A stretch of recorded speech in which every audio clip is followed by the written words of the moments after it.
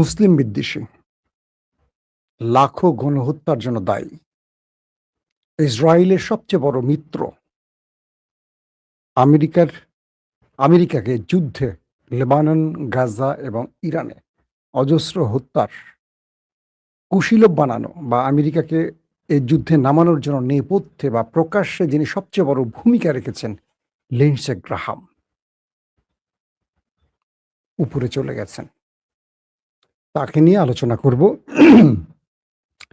২ নম্বর বিষয়টি হলো হরমুজ নিয়ে এখন ফাইনাল রাউন্ডে টানাপোড়েন চলছে। হরমুজ কি ইরানের হাতে থাকবে নাকি এটা চলে যাবে আমেরিকার কন্ট্রোলে? এটা নিয়ে কিছু কথা বলব। আর দুঃসংবাদটি আমি দুপুরে একবার দিয়েছি। আপনাদেরকে হয়তোবা আরেকবার সংক্ষিপ্ত স্মরণ করে দিব। কাতারের বর্তমান আমির Sheikh Tamim bin Hamad Al থানির বাবা শেখ হামাদ, তাকে আল্লাহ পৃথিবীর সফর থেকে নিয়ে গেছেন। তার জান্নাতবাসী হন, দোয়া করি। কারণ এই ব্যক্তি মুসলিম উম্মার জন্য অনেক বড় বড় কাজ করে গেছেন, যেটা আপনারা কল্পনা করতে পারবেন না। পুরো পৃথিবীতে অজস্র নিরীহ মুসলমানের জন্য কাজ করেছেন, অজস্র মসজিদ, মাদ্রাসা, কমপ্লেক্স বানিয়েছেন, গাজার জন্য নিজেকে বিলিয়ে দিয়েছেন। আজকের যে গাজা বা হামাস, যাদের অর্থায়নে টিকে আছে ধারণা করা হয় বা বলা হয়, সবাই জানে প্রকাশ্যে, সেই কাতার এই ব্যক্তির মাধ্যমেই আজকের গাজা এখন পর্যন্ত বেঁচে আছে বা খেয়ে পড়ে বেঁচে আছে, বা গাজার টপ লিডারদের, হামাসের লিডারদের যিনি আশ্রয় দিয়েছেন একদম প্রকাশ্যে। তামিম তার বাবার ফর্মুলাগুলোকে বাস্তবায়ন করছেন, কিন্তু এই ব্যক্তি মূলত আজকের কাতারকে পৃথিবীর বুকে এত উন্নত রূপে ফিরিয়ে এনেছেন। অর্থনৈতিক, সামাজিক, রাজনৈতিক প্রত্যেকটা ক্ষেত্রে কাতার আরব দেশগুলোর মধ্যে ভিন্ন মাত্রায় চলে। আরবরা ইরানকে ঘৃণা করে, কিন্তু কাতার আরবের দেশ হলেও ইরানের সাথে বন্ধুত্বপূর্ণ সম্পর্ক, তুরস্কের সাথে বন্ধুত্বপূর্ণ সম্পর্ক, গাজার সাথে বন্ধুত্বপূর্ণ সম্পর্ক, মিশরের ব্রাদারহুডের সাথে বন্ধুত্বপূর্ণ সম্পর্ক, বাংলাদেশ, পাকিস্তানের সাথে বন্ধুত্বপূর্ণ সম্পর্ক। যেখানেই মুসলমান নির্যাতিত হয় সেখানেই কাতার পৌঁছে যায়। এমন একটি দেশ কাতার। এবং পৃথিবীর এই মুহূর্তে যদি প্রথম সারির ১, ২, ৩টি গণমাধ্যম থাকে, আল জাজিরা তার মধ্যে একটি। এই কাতার মুসলমানদের বক্তব্যকে, মুসলমানদের ভাষাকে পৃথিবীর কাছে পৌঁছে দেওয়ার জন্য আল জাজিরা তৈরি করেছে। পশ্চিমা মিথ্যা, বাকওয়াজ, গুজববাজ, মিথ্যার বাক্স বড় বড় গণমাধ্যমের বিরুদ্ধে চ্যালেঞ্জ হিসেবে আজকের যে আল জাজিরা, এটা কাতারের এবং এই ব্যক্তির হাত ধরে সৃষ্টি হয়েছে। শেখ হামাদ, তিনি বিদায় নিয়ে চলে গেছেন, পৃথিবীর মায়া ত্যাগ করেছেন। আসেন তার ছবিটা আমরা আরেকবার দেখাই। দুপুরে আমি তাকে নিয়ে বলেছি, আজকে ডিটেল বলবো না। আপনারা আমার স্ক্রিনে দেখতে পাচ্ছেন।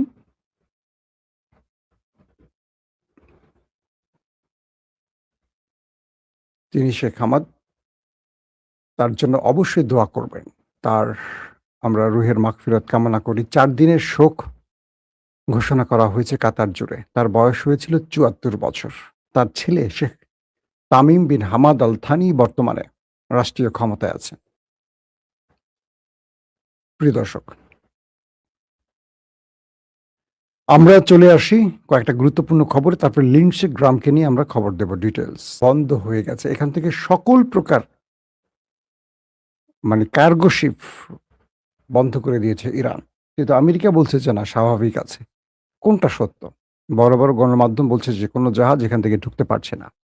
ইরানকে চ্যালেঞ্জ জানিয়ে ৩ দিন ৩ বার বেশ কয়েকটি জাহাজ এই প্রণালী ত্যাগের চেষ্টা করেছে বা ঢোকার চেষ্টা করেছে। ইরান ৩ দিনই ৩ বারই তাদের উপর অ্যাটাক করেছে।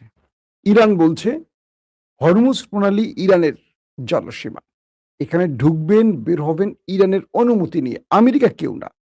১০,০০০ মাইল দূর থেকে এসে ইরানের জলসীমা কন্ট্রোল করবে আমেরিকা? ইরান তো সৌদি আরব নয়, কাতার নয়, কুয়েত নয়, বাহরাইন নয়, জর্দান নয়, যে তাদের মাথাটা বিক্রি করে দিবে ১০,০০০ মাইল দূরে আরেকটা দেশের কাছে। সৌদি আরব কি করবে, কি খাবে, কিভাবে ঘুমাবে, এটা আমেরিকা বলে দেবে। কিন্তু ইরানের এমন কোনো বাপ নেই। ইরান এক আল্লাহকে ভয় করে, তারা মুসলিম।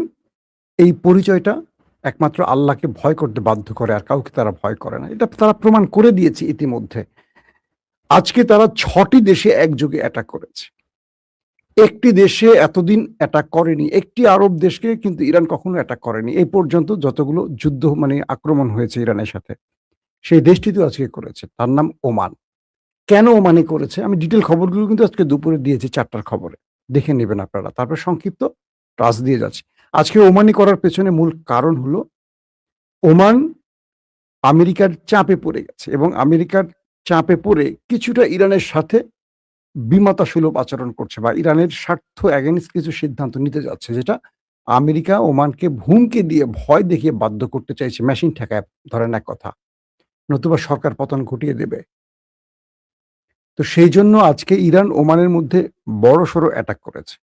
কুয়েতে করেছে, কাতারে করেছে, বাহরাইনে করেছে, জর্দানে করেছে। অনেকগুলো দেশ একযোগে আজকে ইরান অ্যাটাক করে মোটামুটি মার্কিন ঘাঁটিগুলোকে লন্ডভন্ড করে দিয়েছে। প্রচুর মার্কিন মার্কিন প্যাট্রিয়ট সিস্টেম ধ্বংস করেছে, রাডার সিস্টেম ধ্বংস করেছে।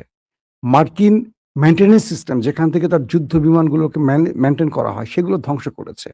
নৌবহর ধ্বংস করেছে। তাদের সেনাবাহিনীর মূল যে ইকুইপমেন্ট গুলো যেখানে আছে সেই জায়গাগুলো ধ্বংস করেছে। শুধু আগুন আর আগুন দেখা গেছে। সাইরেন আর সাইরেন বেজেছে লং টাইম ধরে। এত বড়সড় ইরান আক্রমণ করেছে। কারণ আমেরিকা রাতে প্রায় ১৫০টি স্থানে ইরানের ১৫০টি টার্গেটে আমেরিকা হিট করেছে। কারণ গত রাতে ইরান আবারও হরমুজে জাহাজকে টার্গেট করে অ্যাটাক করেছে। প্রতিশোধ হিসেবে আমেরিকা আবার ইরানের ১৫০টি জায়গায় অ্যাটাক করেছে। আসেন কোন, কোন জায়গায় করেছে সেই জায়গাগুলো আমরা একটু আপনাদেরকে আবার জানিয়ে দিচ্ছি। আমেরিকা বলছে তারা আ মানে ইরানের বেশ কয়েকটি জায়গায় অ্যাটাক করেছে। তার মধ্যে আছে বন্দর আব্বাস, সিরিক, চাহবার, আ বন্দরি দেওর, জাস্ক ও আসালুয়েফ। এই শহরগুলোতে অ্যাটাক করেছে। আবার ইরান অ্যাটাক করেছে জর্দান, কুয়েত, বাহরাইন, কাতার, ওমান। মোট ৬টি দেশে অ্যাটাক করেছে। আমরা একটু চলে আসি আপনাদের আরেকটি খবরে। সেটি হলো আজকের হরমুজ প্রণালীর লেটেস্ট আপডেটটা কি, তারপর লিন্ডসে গ্রামের জন্য কিন্তু সবাই অপেক্ষা করবেন। খুব ভালো মানুষ তিনি, হ্যাঁ? তার জন্য আমরা আজকে কিছু তথ্য আপনাদের জানাতে চাই। আ পারস্য উপসাগরে অবস্থিত হরমুজ প্রণালীর নিয়ন্ত্রণকারী ইরানি কর্তৃপক্ষ জানিয়েছে এই অঞ্চলে মার্কিন সামরিক বাহিনীর সাম্প্রতিক অবৈধ আসা যাওয়া বা তাদের উপস্থিতি ইরানকে নতুন মাত্রায় যুদ্ধে নামাতে বাধ্য করছে। রবিবার এক্স অ্যাকাউন্টে এক সংক্ষিপ্ত ঘোষণায় পারস্য উপসাগরীয় প্রণালী কর্তৃপক্ষ, এটার কর্তৃপক্ষের সংক্ষিপ্ত ভাষণ হলো পিজিএসএ, তারা জানিয়েছে এই অঞ্চলে সাম্প্রতিক মার্কিন সামরিক তৎপরতার কারণে হরমুজ প্রণালী দিয়ে যাতায়াত বর্তমানে বন্ধ রয়েছে। এ অঞ্চলে মার্কিন সামরিক বাহিনীর সাম্প্রতিক বেআইনি তৎপরতা দ্রুত বন্ধ না হলে হরমুজকে পুরোপুরি বন্ধ করে দেয়া হবে এবং এখানে আর কোনো যান চলাচল করতে দেয়া হবে না। স্পষ্ট করে বলা হয়েছে এইখানে যদি শান্তি ফিরিয়ে আনতে হয় আমেরিকার খবরদারি বন্ধ করতে হবে, পাশাপাশি এই অঞ্চল আমেরিকাকে ত্যাগ করতে হবে এবং আমেরিকা যে তার নৌবাহিনীর উপস্থিতি রাখছে এটাকে বন্ধ করতে হবে। স্থিতিশীলতা ও শান্তি ফিরে আসা মাত্রই নির্ধারিত সময় অনুযায়ী আবার হরমুজ খুলে দেয়া হবে এবং পৃথিবীর যে তেল চলাচল 30% তেল এখান দিয়ে আসা যাওয়া করে, এটার জন্য পথ উন্মুক্ত করে দেয়া হবে। এখন আমরা যা বুঝলাম ইরান কোনোভাবেই আর ছাড় দিবে না। আসেন আপনাদের প্রিয় মানুষকে একটু দেখাই। আহাহা! লিন্ডসে গ্রাহাম নাম শুনছেন? মার্কিন একজন সিনিয়র সেনেটর। এই ব্যক্তি সম্পর্কে কিছু তথ্য আগে আপনাদের দিয়ে নেই। প্রথম কথা হলো, আজকে যে আমেরিকা যুদ্ধ করছে ইরানের বিরুদ্ধে, ট্রাম্পকে প্রলুব্ধ করেছে কে? এই ব্যক্তি। তিনি তাই বলেন যাহা নেতানিয়াহু বলেন। বেনিয়ামিন বা বেঞ্জামিন নেতানিয়াহু যা বলেন। বলা হয় মার্কিন যুক্তরাষ্ট্রের ভেতরে থাকা ইসরায়েলের সবচেয়ে কাছের মানুষ, ইসরায়েলের সবচেয়ে কাছের বন্ধু। তিনি এমন কথাও বলেছেন, স্রষ্টা ইসরায়েলের পক্ষে আছে। তিনি বলছেন ঈশ্বর তাহাই চান যাহা ইসরায়েল চায়। বলেন মাশাআল্লাহ, সুবহানাল্লাহ। আর কি বলা যায়? আমাদের হুজুরা তো এরকম ওয়াজের সময় বলে। কোথায় কি বলা লাগে বুঝি না। হুজুরেরা বলে, খুব সুন্দর করে সুর দিয়ে বলে। তিনি হলেন মার্কিন যুক্তরাষ্ট্রের নাগরিক, মার্কিন যুক্তরাষ্ট্রের একজন পলিটিশিয়ান, সেনেটর। কিন্তু তার সকল ধ্যান ধারণা ইসরায়েলের পক্ষে ছিল। লেবানন যুদ্ধ, সিরিয়া যুদ্ধ, গাজা যুদ্ধ, ইরান যুদ্ধ, অর্থাৎ ইসরায়েল আমেরিকা কর্তৃক যে যুদ্ধগুলো শেষ এই যুগের মানে লাস্ট যুগের যা হইছে সবগুলোর পেছনে এই ব্যক্তি ছিল। গাজাকে পুরোপুরি ধ্বংসের জন্য তিনি পরামর্শ দিয়েছেন। লেবাননকে পুরোপুরি দখলের পরামর্শ দিয়েছেন। ইরানকে মাটির সাথে মিশিয়ে দেওয়ার জন্য এই ব্যক্তি পরামর্শ দিয়েছেন। আহাহাহা! মাত্র ১ দিন আগে তিনি ছিলেন ইউক্রেনে। তিনি ইউক্রেনে গিয়ে কি করছেন? ইউক্রেনে যে ড্রোন ফ্যাক্টরি বা ড্রোন স্টোরেজ সেখানে গেছেন এবং তিনি সেখানে পরিদর্শন করেছেন। পরিদর্শন করে ইউক্রেনকে বলছেন যে তোমার কোনো টেনশন নাই। রাশিয়াকে নির্মূল করার জন্য তোমাকে আরো কিছু আমরা পাঠাবো। আমি ট্রাম্পকে বলছি আরো আসবে। তুমি নত হবে না। মারো আর মরো প্রয়োজনে, সমস্যা নাই। তিনি ইউক্রেন থেকে যখন ফিরে আসলেন হঠাৎ করে অসুস্থ হলেন, হঠাৎ করেই ওপারে চলে গেলেন বিনা টিকেটে। টিকেটও লাগলো না। তিনি অসুস্থ নন। তার কোনো বড় সমস্যা ছিল এরকম তথ্য আমেরিকার গণমাধ্যমে আসেনি। ট্রাম্পের খুব কাছের একজন নারী সাংবাদিক তিনি প্রশ্ন তুলেছেন তার মৃত্যুটা অস্বাভাবিক বলে। তিনি বলছেন তিনি যখন ইউক্রেন সফরে গেছেন এই সময়টিতে ইরান কিংবা রাশিয়া তাকে কোনো স্লো পয়জনিং করেছে, তার খাদ্যে তার শরীরে কোনো বিশেষ বিষ প্রয়োগ করেছে, কি ঘটতে পারে তার সাথে আসলে। ট্রাম্পকে তিনি বলছেন তার ব্যাপারে শক্ত তদন্ত করতে। হঠাৎ করে তার মৃত্যু নিয়ে অনেক রকম রহস্য সৃষ্টি হয়েছে। যখন মুস্তফা খামেনি বলছেন আমরা প্রতিশোধ নেব, যখন ট্রাম্প বলছেন ইরান যদি আমাকে হত্যা করে তাহলে পুরো মিসাইল দিয়ে ইরানকে মাটির সাথে মিশিয়ে দেব, ঠিক সেই সময়টা ইরানের ৩ জন প্রধান শত্রুর একজন, বুঝছেন নি আন্নেরা, কি করে সম্ভব? এটা নিয়ে ইসরায়েল আর ট্রাম্প এখন টেনশনে পড়ে গেল যে তার এই হত্যাটা আসলে স্বাভাবিক না অস্বাভাবিক। ইরান রাশিয়া বিশেষ কি ব্যবহার করতে পারে তাকে হত্যার জন্য? কারণ ইরান, আবারও বলছি, ইরানের প্রধান ৩ জন টার্গেট নেতানিয়াহু, ট্রাম্প এবং এই লিন্ডসে গ্রাহাম। একটা উইকেট চলে গেল। যিনি একদিন আগে ইউক্রেন সফর করেছেন, একদিন পরে ওপারে চলে গেলেন। কি করে সম্ভব? এটা নিয়ে গবেষণা তদন্ত শুরু হয়ে গেছে। নাম্বার 2,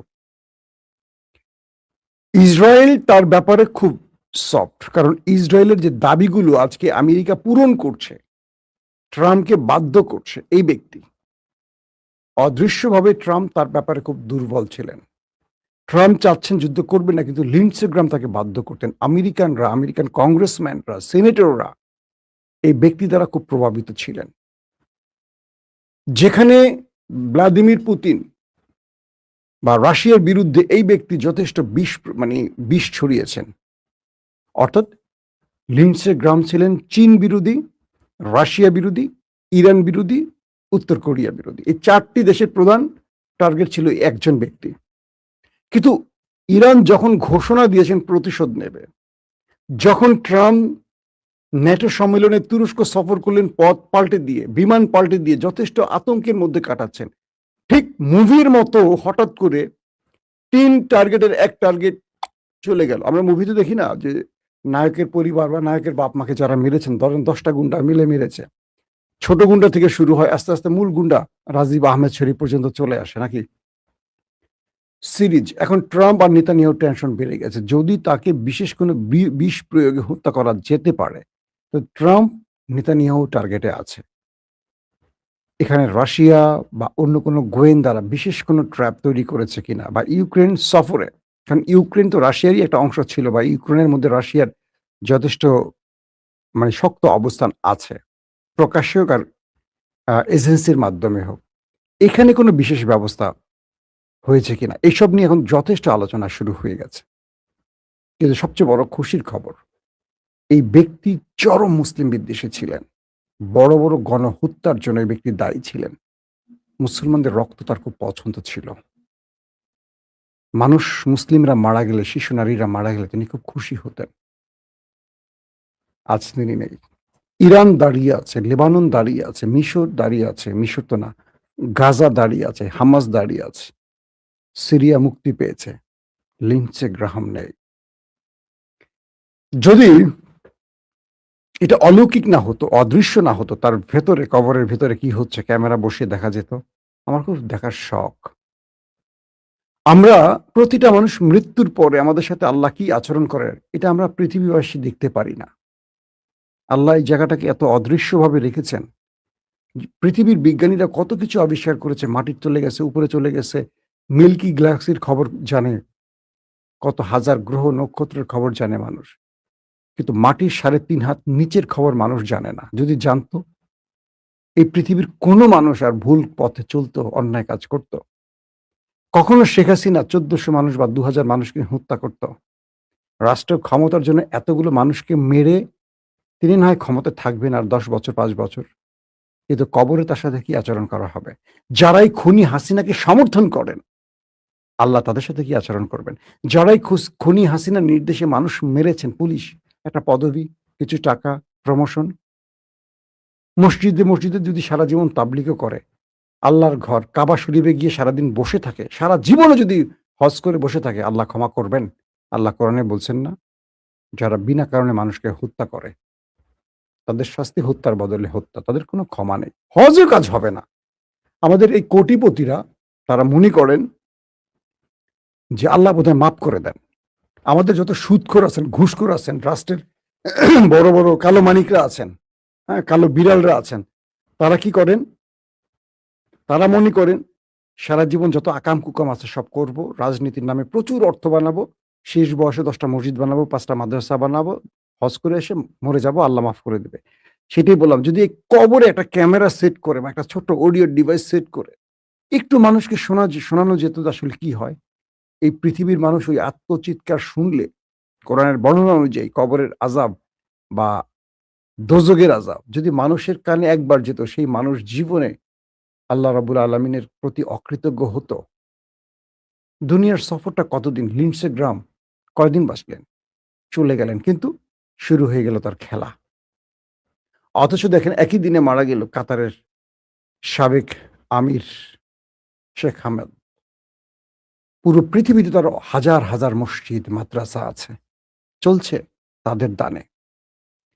নির্যাতিত নিরীহ মানুষের জন্য তার অবদান, তার ত্যাগ, তার অর্থ, তার চ্যালেঞ্জ, আমেরিকার আমেরিকার ঘাঁটি যে কাতারে, সেই কাতার সকল চ্যালেঞ্জ মোকাবেলা করে মুসলমানদের জন্য অনেক কিছু করেছে। দুটো মানুষের পার্থক্য কি একবার কল্পনা করেন? আমার আজকে ভিডিও যারা দেখছেন তাদের কাছে দুটো প্রশ্ন করি। আমরা খেলার জন্য আর্জেন্টিনা, ব্রাজিল ভাগ হচ্ছি। এটা আমাদের ধর্মের ভিত্তিতে না। আমরা যখন কোনো মুসলিম দেশ খেলি সবার আগে প্রাধান্য দেই মুসলিম দেশকে। হয়তো আর্জেন্টিনা, ব্রাজিল নিয়ে আমরা অনেক কথা বলি। এটা একটা বিনোদন, জাস্ট ৪ বছর পর একবার আসে। বুকে হাত দিয়ে বলেন তো, বাংলাদেশের যেসব লোকেরা আজকে দেশ চালাচ্ছেন, কজন ঈমানদার আছেন? বিগত সময়ে যারা দেশ চালিয়েছেন, কজন লোক ঈমানদার আছেন? তাদেরকে আমরা ভোট দিয়ে বানিয়েছি না? তাদের সকল ক্ষমতার জন্য কি আল্লাহর কাছে আমরা জবাবদিহি করব না? যারা ইসলামীর নামে রাজনীতি করছেন, তাদের ভেতরে ইসলাম কতটা আছে? তারা ক্ষমতায় আসলে ইসলাম কতটা বিজয়ী হবে? প্রকৃত অর্থে তারা কতটুকু ইসলামের জন্য কাজ করবেন? এই প্রশ্নগুলো আছে না? অথচ আমরা মানুষকে ধোঁকা দিতে, দিতে এমন একটা পর্যায়ে যাই। কিন্তু আমাদের সর্বোচ্চ আয়ু ৮০ থেকে ৮৫ বা ৯০ ধরলাম। এই সংক্ষিপ্ত ৯০ বছরের জার্নি আমাদের ট্রিলিয়ন, ট্রিলিয়ন বছরের জন্য আযাবের কারণ হচ্ছে। এগুলো ভাবলে খুব ভয় লাগে। অসম্ভব ভয় লাগে। দর্শক, ইরান হরমুজ ছাড়বে না। আমেরিকা হরমুজ ছাড়বে না। দুপক্ষ এখন ভয়াবহ একটা বড় যুদ্ধের প্রস্তুতি নিচ্ছে। আর গালফ কান্ট্রি চাইছে এই যুদ্ধ থেকে বেঁচে যেতে। কারণ এই যুদ্ধে সর্বাধিক ক্ষতি হবে গালফ এবং ইরানের। আমেরিকা আসবে অনেক দূর থেকে উড়ে। যদিও আমেরিকার ঘাঁটিগুলো ইরান টার্গেট করছে। কোনো আরব দেশের সিভিলিয়ান স্ট্রাকচার বা সিভিলিয়ান জানমাল ধ্বংস করছে না। কিন্তু ইরান বলছে যদি আগামীতে আমেরিকার আক্রমণ ইরানে এভাবে চলতে থাকে, তখন ইরান আর শুধু মার্কিন ঘাঁটি নয়, যে দেশগুলো থেকে আক্রমণ আসবে সেই দেশগুলোকে ম্যাসিভ আকারে আক্রান্ত করবে। তার মানে আরবকে বড় রকম মাসুল দিতে হতে পারে। সময় থাকতেই এই যুদ্ধ বন্ধ করা উচিত। সময় থাকতে, এখনো বলছি সময় থাকতে আরব দেশের উচিত ইরানের সাথে বসে আমেরিকাকে এখান থেকে খেদিয়ে দেয়া। নতুবা এ অঞ্চলে অনেক বড় একটা ঝড় তুলে দিয়ে যাবে আমেরিকা, ইসরায়েল। প্রত্যেকে ভালো থাকবেন। আল্লাহ হাফেজ।